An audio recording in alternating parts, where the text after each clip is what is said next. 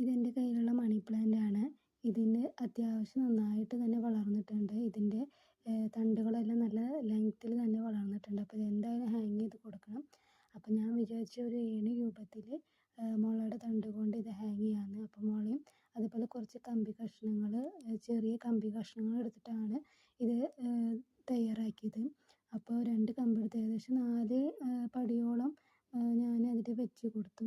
അതിനുശേഷം ഇത് അതിലേക്ക് ഇറക്കി വെച്ച് നന്നായി ഉറപ്പിക്കുമ്പോഴാണ് മനസ്സിലായത് അതിലൊരു തണ്ട് വീണ്ടും താഴത്തേക്ക് വീണു. അപ്പോൾ നോക്കും ബാക്കിയെല്ലാം ലൂസായിട്ടാണ് നിൽക്കുന്നത്.